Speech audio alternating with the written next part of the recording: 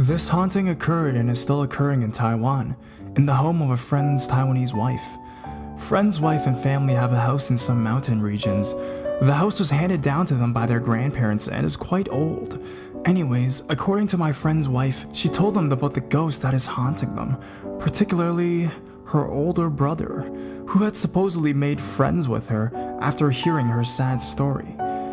This lady ghost was the daughter of a family who had lived there that house many decades ago. She was raped and killed in that house by Japanese soldiers during the Japan-Taiwan War. Since it's her birthplace and with nowhere else to go, she stayed at the house. From what I heard from my friend, she reveals herself to the brother out of loneliness and lack of someone to talk to. Don't ask me why. She can reveal herself to anyone she wants to, it seems, from their talk. Anyways, this strange and worrisome news soon reaches the ears of their parents, who insisted to bring in priests to send the ghost away. Her brother and the family had a big fight about it, I heard. In the end, the family gave up reasoning with him and moved to the city side. From what I know, the brother is now living alone with the lady ghost. How true it is, you decide, but I am only telling what I heard. This isn't my own personal experience, but I would like to share it anyway because I was also around at that point of time. My younger brother has a habit of putting his towel on the window beside the bathroom, and he'll just grab it for it when he needs it. So like normal morning around 5 a.m. he did that, but that time, when he reached out for the towel, he saw a man's face at the window. We were living on the 8th story, by the way. He was so freaked out that he went to tell me. I asked him recently and he said that he really saw a man's face, without body, only the head. Author's note. Remember I once mentioned about a Taiwanese talk show that invites their local Taiwanese artists to talk about their ghost story experiences? Well, here's one that my friend watched and told me about. I'm not too sure how accurate is the story since it's from a TV program. It's passed down to me by word of mouth. This is just one of the 3-part series that I'll be sharing, so here's what happened in part 1 of A Taiwanese Ghost Story, Night at a Hotel Room.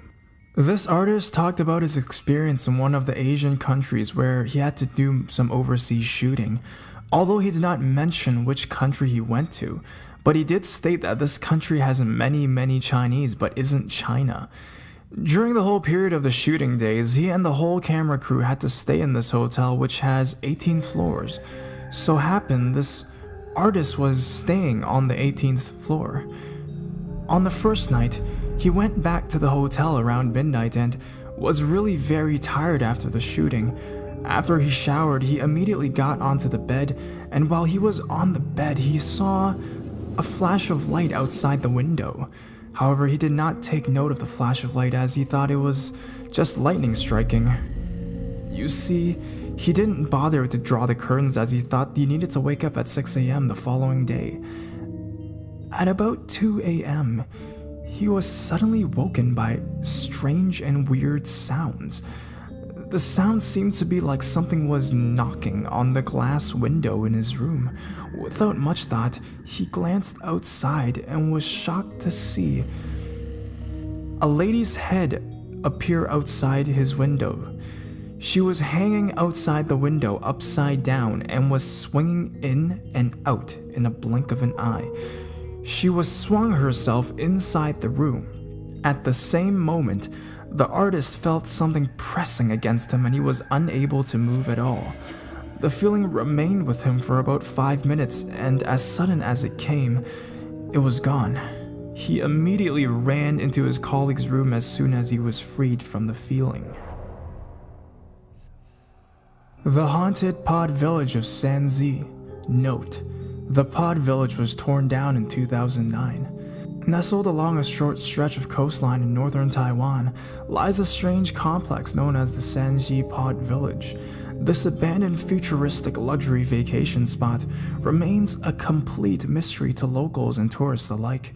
There are several stories surrounding the circumstances that led to its abandonment, but no one seems to know exactly why or how the site fell into such a state of disrepair. The wacky-looking space village is located in Zanzi, on the outskirts of Taipei in northern Taiwan. It was originally constructed for wealthy urbanites looking to escape the city on weekends. The most popular story of its eventual decline claimed a number of mysterious accidents ending in numerous deaths led to a halt of all construction. Locals believe the area to be haunted. I heard about this incredible site from my friend who did a photo series last May, and of course, in true globetrotting form, we added it to our ever-growing list of weekend motorcycle adventures. As we sped down Highway 2 towards San Z last month, I thought it would be difficult to find, but the area kind of jumps out at you. If you miss seeing the giant candy-colored Smartie-like pods looming in the background, you won't miss the massive broken-back dragon that seems to hover over the boarded-up entrance. We entered through a broken window and made our way through the complex and out into the main courtyard. It was eerily quiet. It was so quiet we could hear the crashing of the waves at the waterfront and the grass blowing. The pods were in various states of disrepair. Some had their entire roofs ripped off. Others had collapsed in on themselves. It was obvious that people had been living in some of them. The sheer amount of destruction was mind-blowing. We traversed the length of the complex, slowly circling the man-made pool and ramp that was supposed to house a mini amusement park for children. A long, white water slide lay in the murky depths of the pool. We couldn't resist the peek inside. John found a pod that looked relatively safe and we climbed up to take a look around. Inside, the destruction and shoddy craftsmanship is evident. It's hard to imagine these pods surviving the harsh summer and winter weather that northern Taiwan's coastline is famous for. The concrete stairs were uneven and crumbling apart. The collapsed roofs and walls are paper thin and would never have survived a tropical storm. The view from the windows is unbelievable. There are miles of unspoiled coastline. Close your eyes to the destruction and for a few minutes you can see how it was intended to look before it was abandoned. It would have been magnificent. Instead, it is nothing but a complete waste. I was on a holiday to Taiwan. I lived in a beautiful bungalow that no one was living inside. I lived there with my 3 children. Everything seemed to be in order until the second day I moved in. I was reading a book in bed when I saw a tall and beautiful lady, about 178 centimeters tall, dressed in a white gown. She had a sad expression on her face and her eyes looked sad, her feet not touching the ground. I asked her what was wrong, but she just disappeared. Feeling more surprised and scared, I went to sleep. Before I went to sleep, I prayed. The next day I woke up. I looked around for the lady, but she was not there. I went to eat breakfast and told my cousins about it. They said that maybe I was dreaming. That night, I looked for the lady again. There, she appeared again. Her eyes gloomy and her face had a sad expression. I asked her with a trembling voice, "Well, why are you haunting the place? You should tell me your problems." She showed me a photograph and I looked at it. There was a man in the photograph and there was the lady, strangled by the man. She then said that the man was her lover who had strangled her to death in that very same house. I kept the photograph and I showed it to my cousins, my children, and they were very shocked. Then they offered me to stay in their flat. My parents and sister and I lived in a mansion in Taiwan. My sister and I knew something weird was happening. We told our parents, but they told us that we were just imagining things. But we knew very well that something was going on. One night, my parents and sister left me alone in the house. I felt scared, and then what I feared most happened. The door just opened really fast. My eyes went back like something just entered me. When my parents came home, I told them everything, but then they told me the same thing. I got mad and told them to listen to me. They finally did and noticed the same thing. We called the father and he blessed our house. He told us that this mansion was too big and that an architect could not have built this house because it was too big, and whoever built this mansion had the intention of killing people who lived here. My parent and my sister and I lived peacefully in that house for 2 months until the same thing happened again. We were so terrified that we left that house and came back to Spain. 2 years passed and my parents and sister and I were curious about what had happened to that mansion in Taiwan we used to live in. We called and were told that since we left that house, nobody else had wanted to buy it because something bad is always happening.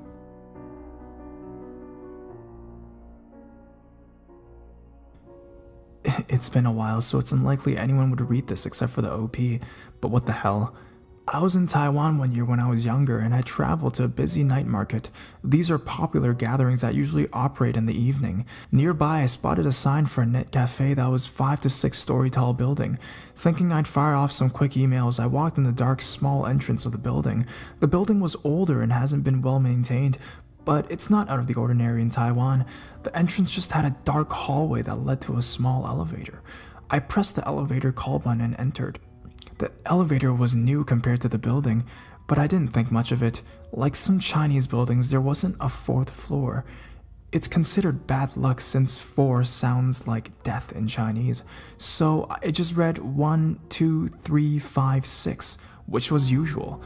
I looked for the floor the net cafe was at, 6th floor, and pressed the button. It lurched into action quietly and began to ascend. When it stopped, I figured it was my floor, so I instinctively began to step out. Right before stepping out, however, the sight outside the elevator stopped me. It was pitch black, only lit by the light of the elevator. It looked like it hasn't been occupied for decades, with some random pieces of furniture covered with white cloth or similar.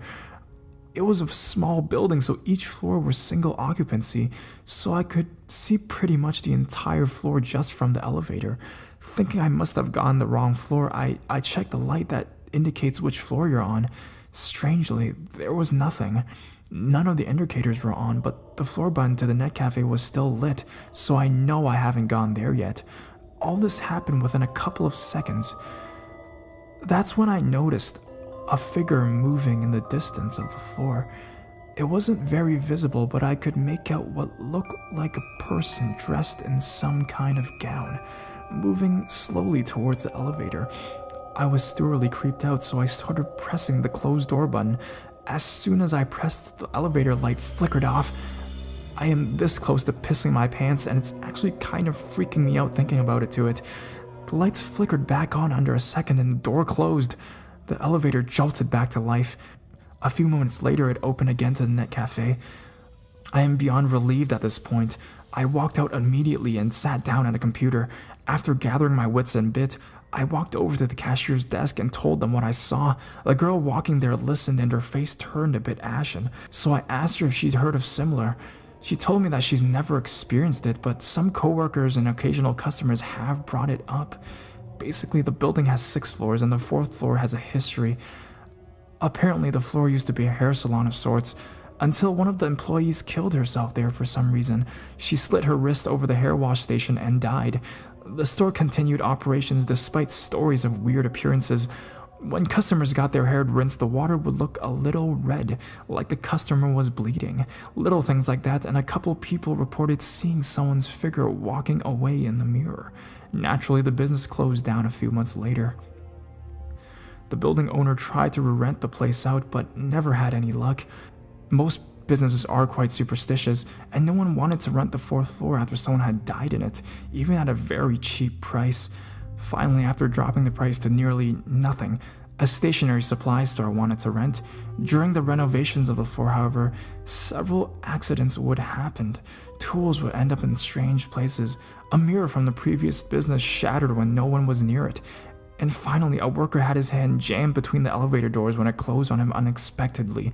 The workers refused to continue working, and finally the business left and the building owner finally gave up and shut down the floor.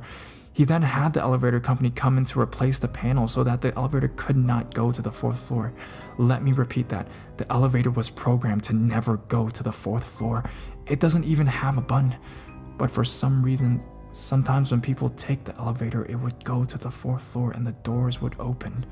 And some, like myself, would see a figure walking around in the dark.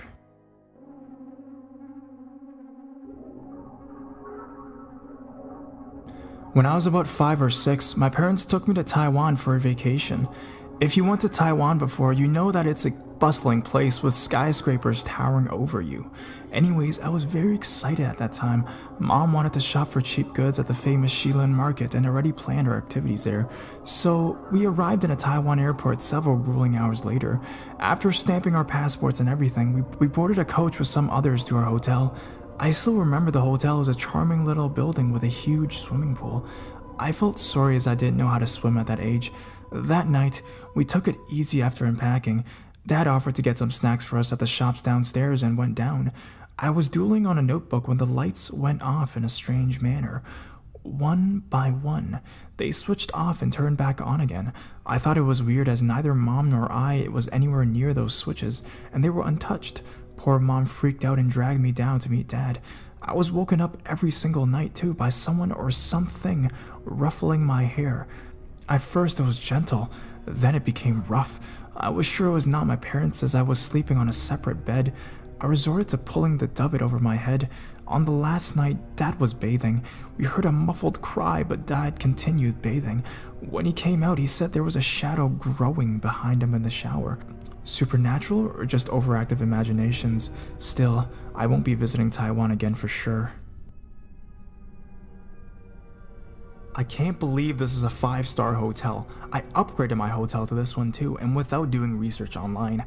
I ended up at this haunted place paying a ridiculous amount of money to live at this haunted place. Before coming here, I'd already heard stories from friends with experiences here. Unfortunately for me, I had these experiences as well as my relatives staying in another room. Right when I entered the hotel, I already felt a major headache. I had never had this feeling before. For all the foreigners that aren't in the know, these decors in the lobby of Asian-looking charms are to keep spirits away and are quite well known for that purpose. There were 2 massive ones beside the elevators going down to the parking lot, as well as 2 similar jade ones right by the check-in desk. Also, if you notice carefully when you enter the hotel, above the driveway of the hotel is a weird chime inside. This is also for feng shui purposes. So we got our rooms and went to the floor, and right when we got out of the elevator, we noticed all the paintings on the walls are disturbing. There are some generals killing spirits. What kind of hotel has this kind of creepy decor on the wall? Oh right, a ridiculously haunted one. So we went to our room and actually switched twice before we got a less creepy room, which was still haunted unfortunately. So I noticed that when I walked towards the back end of the room where the desk was, my headache gets especially bad, so I avoided it at all costs. Normally I'm not afraid to sleep in the dark in hotels, but at this one, I was totally creeped out. So I was sharing a bed with a relative who was fast asleep. Same situation happened in my other relative's room. One fell asleep quickly while the other one got spooked the whole night. So I didn't sleep the whole night but kept an eyes closed due to the fact that I could hear 2 very distinct snores. One coming from my left, the couch and the desk, and one from my far right, which was my relative. When there wasn't snoring on the left side, I could feel someone walking and I heard the footsteps and I could sense they were quite close to me. This happened the whole night and I only opened my eyes when the sun came out. As for my relative's room, someone was flushing their toilet the whole night. She even went inside the washroom to check it out and the water was being drained, so it wasn't a faulty toilet. She said that this only occurred when she tried to sleep, so they were trying to keep her up. Anyways, this went on for 2 more days, but if you notice carefully, there are many odd placements of decorations around the hotel, which are definitely for feng shui purposes, as this is known as one of the most haunted places on earth. Note, 4 rocking chairs outside the side entrance of the hotel by the bus stop. Very, very odd. Putting my spooky experiences aside, this hotel needs a serious renovation. Everything is so outdated. Even with its prime location, I would never ever come near this hotel ever again. If you really want to experience paranormal activity firsthand, stay here. I've heard people had much worse experiences than me. I used to be a normal, ordinary kid, but then things took turns for the worst and now I don't even know myself anymore. It all started one night not a few days ago. I had gone to sleep around 3 in the morning. For any of you who don't know what 3 in the morning is, it's also referred to as the haunting hour. I was really tired, so I quickly fell in a trance of deep sleep, but that was when things started going wrong. I would usually just spiral into one of my meaningless dreams, but this time it was different. I was standing in the middle of somewhere. It was pitch black, so I couldn't see anything, when all of a sudden, a glowing red light, almost like fire, appeared in front of me.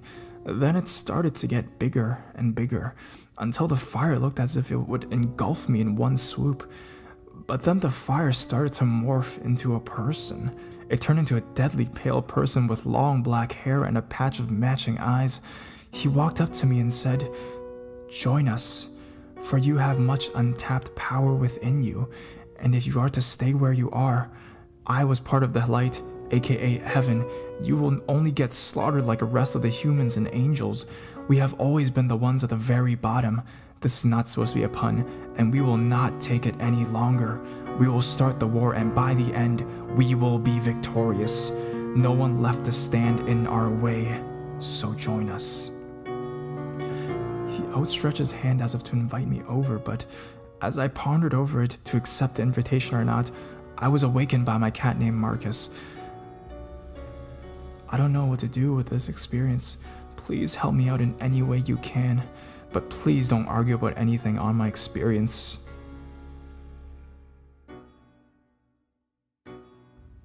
I'm Taiwanese. My English is not very well. If the words fail to express what I meant, please pardon me. My story happened 3 years ago. It is in Chinese New Year. My parents and I went to a hot spring hotel to enjoy the vacation. The structure of our room is interesting.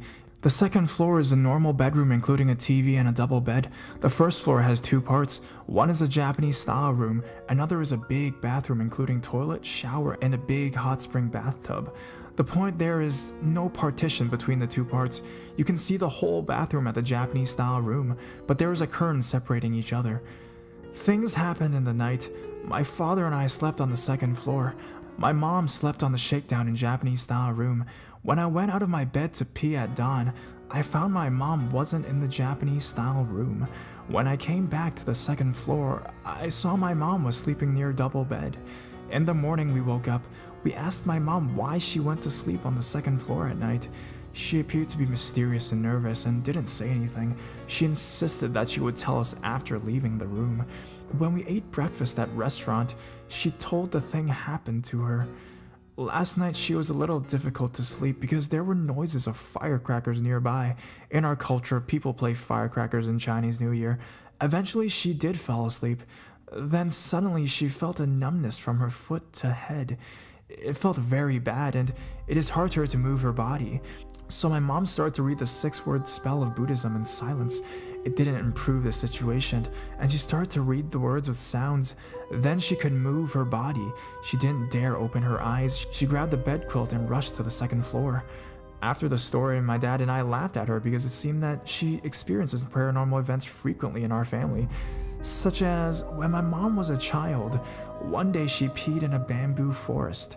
At the time, she saw a little Japanese child with a kimono watching her, and then disappeared. But at that time, Japanese colonizers retreated from our country at least 20 years ago.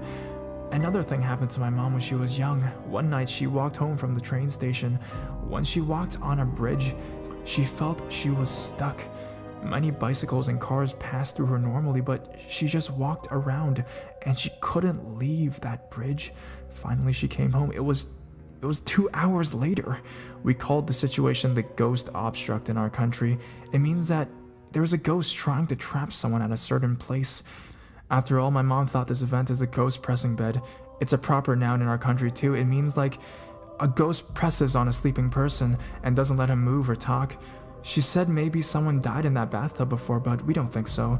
In our culture, if someone died in a hotel, the staff would put flowers or hide a Taoist magic figure in the room, but we didn't see anything like that. And besides my mom, nothing happened to me and my dad, so we think it's more possible to be the sleep paralysis. Nevertheless, afterwards, I think it's not very well to sleep in that Japanese-style room too. Just imagine someone sleeping there all night alone, opening their eyes, incidentally, see the curtain floating by wind nearby in the empty bathroom. It's truly horrible.